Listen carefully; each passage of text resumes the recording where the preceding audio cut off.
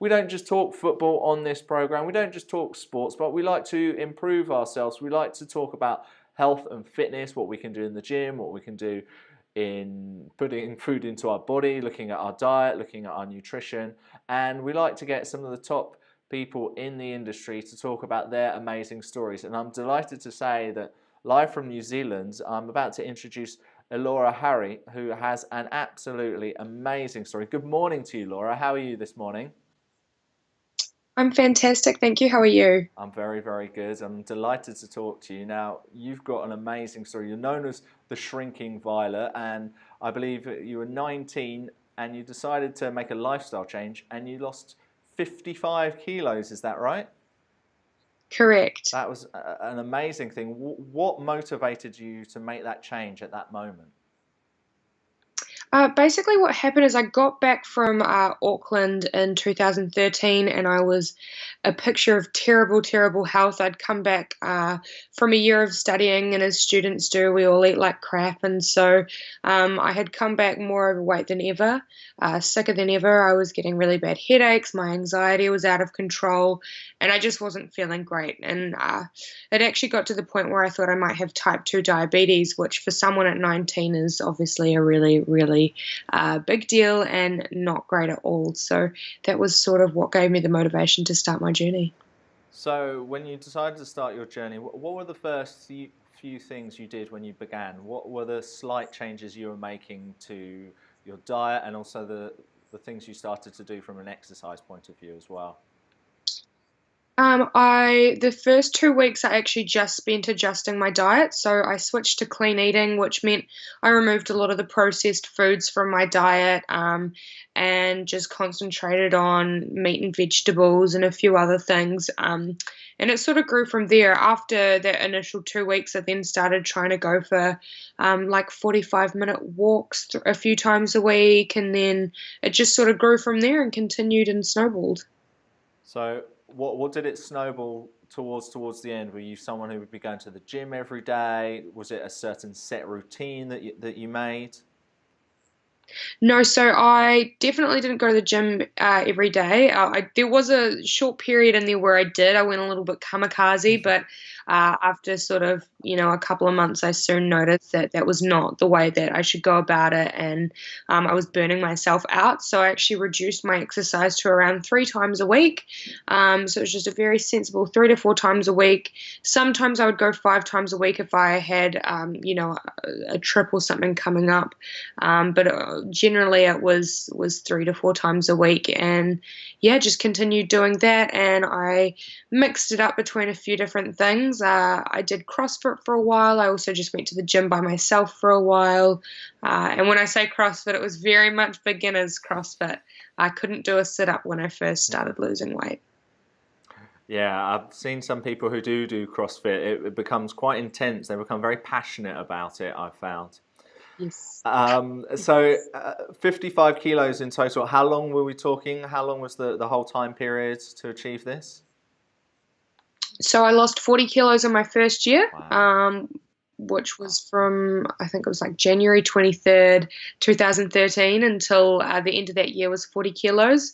I lost 32 kilos before my 20th birthday. My whole goal was 20 kilos before my 20th birthday, and I obviously smashed that, which was in October, and I'd lost 32. So I lost 40 in that first year, and then the following year I lost another 15, and then the year after that, in 2015, I had another 2.5 kilos of excess skin removed from my stomach.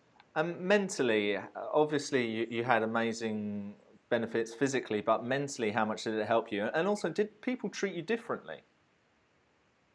It's one thing I get asked quite often is if people treated me differently, but I have really been lucky most of my life. I never had too much bullying or anything like that. I didn't have a really tough time with being overweight, and I've always been a super happy person, super confident. So I was lucky that it didn't affect me in that regard.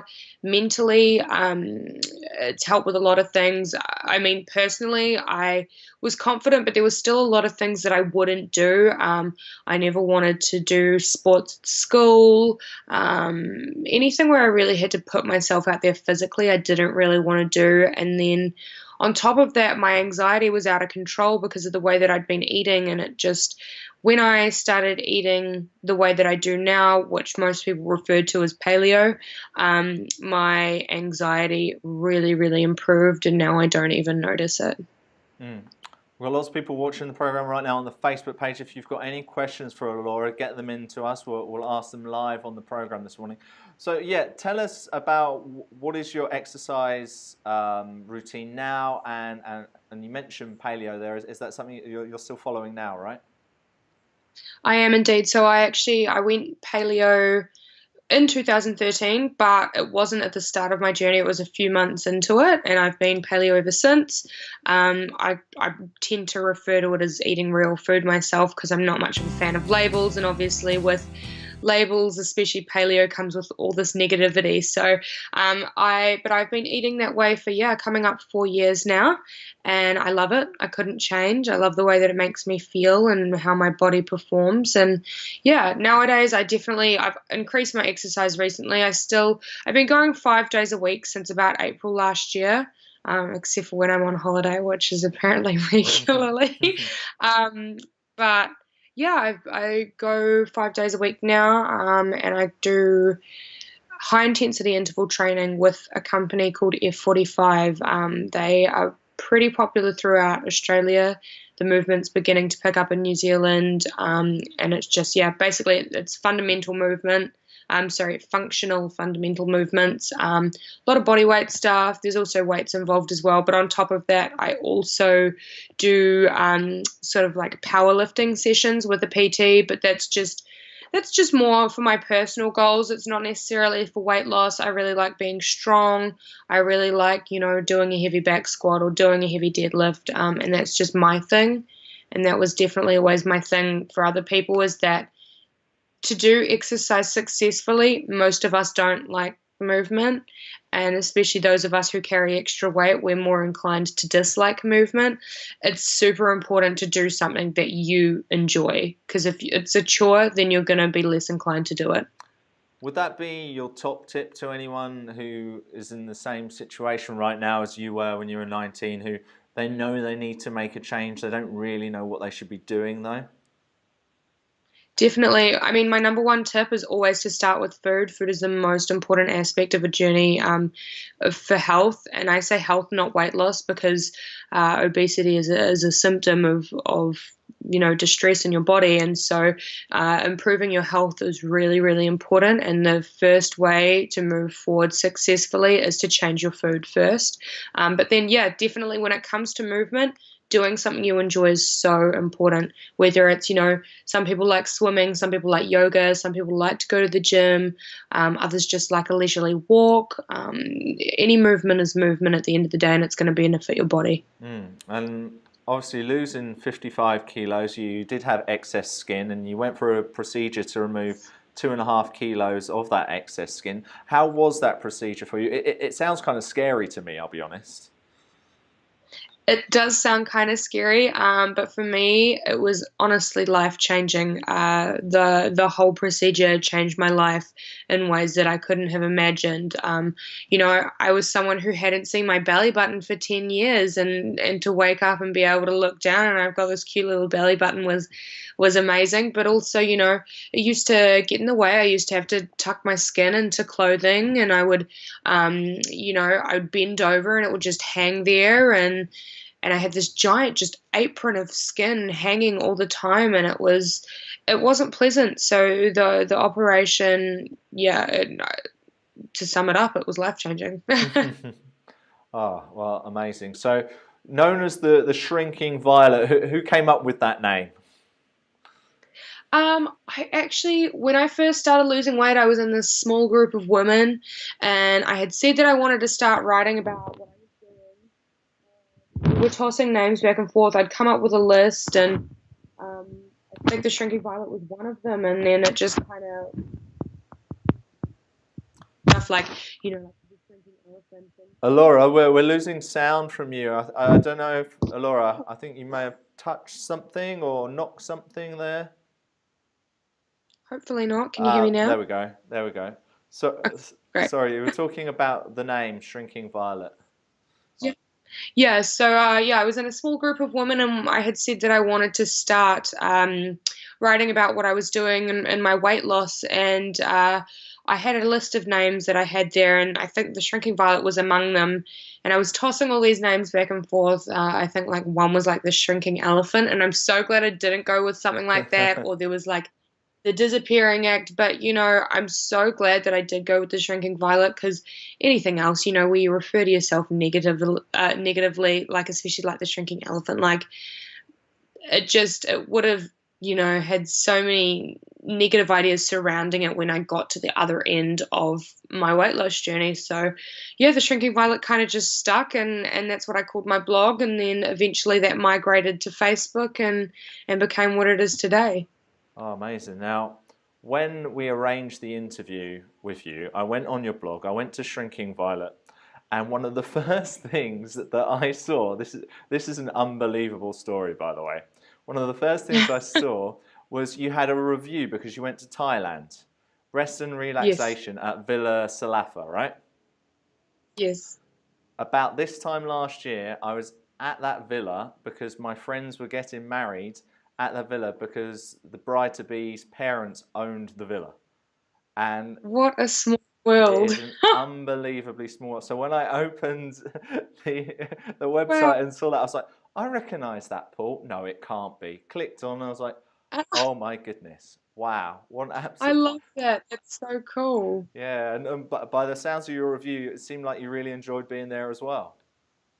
I did, and I had the opportunity to speak to the owner, and I love their story as well. They have an amazing, amazing story, and yeah, I adore that place, and I hope I get to go back because it was definitely a highlight and probably the nicest place I've ever stayed. And B, I don't know if you got a chance to meet B, who's the personal chef there. She's incredible. Yeah, I did. It was an amazing time, and I love that it's so near the beach as well. Just a Yes. 1 minute walk, barely. Yeah, incredible stuff. All right, just before we go, let's just play 5 favourite things quickly. I'm going to throw these things at you. You give me the first thing which comes into your mind. Then I'll ask you a little bit more about one of them, and then we will wrap this baby up. So, are you ready, Elora? I All am. right. Favorite book? I tried to say The Shrinking Violet, which is my book, but that's the first thing that came to Sell, mind, so sell, that can be sell, my Elora. book. Sell, sell, sell. Go with it. Where's a saleswoman, apparently? Favorite song? Oh, that's a tough one. I'm gonna have to say Sugar We're Going Down Swinging by Fall Out Boy. Ah. Favorite I city? don't know why. I'm gonna go with Austin, Texas. Oh, I went to Yeah, Texas. I'm gonna go with New Orleans. I'm gonna go with New Orleans. Oh, I love New oh, Orleans, actually. we've changed. We've changed. I was going to say I went to Texas, didn't go to Austin, and regret it all the time. And they've also got the South by Southwest Festival going on right now, which I wish I was at. But I'm enjoying talking to you even more, Elora. Favorite film? Favorite film was Anchorman. Ah, brilliant. I It's a like lamp classic. too, Elora. Favorite Yeah. food? Is mayonnaise a food? No. Okay. Let's just say strawberries then. But everyone who is following this, who watches me on my page, will know what I mean when I say I love mayonnaise. Okay. Um, Out of interest, do you have a cheat day? No. Never. Um, the times, so this for me is a lifestyle. If I eat something that isn't something I usually would eat, which most people would consider a cheat, I don't call it that. It's just something that I've eaten. It's nothing special. It's just something that I've had out of the blue. And the only time I'll generally do that is when I'm traveling. I'm a total foodie at heart, and if I want something in another country, then I'm going to try it. But my rule for myself, as soon as I get on the plane back to New Zealand or wherever I happen to be living at that time, is that stops and I go back to how I normally eat. But I was never going to go to New Orleans and not go to Cafe Du Monde and try a beignet. We've got a comment here from Danica Connolly on the Facebook page. She says, mayonnaise is the best. There you go. All right, so I think we're going to wrap this up now. It's been so good to learn from you this morning, Elora. A really, really interesting story. Just before you go, tell us how we can continue to get your great knowledge on social media. Plus, let us know of anything else you'd like to promote this morning, please. Yeah, so I'm all over social media. You can find me at The Shrinking Violet on Facebook. On Instagram, you can find me by using my username, which is ELORAHH.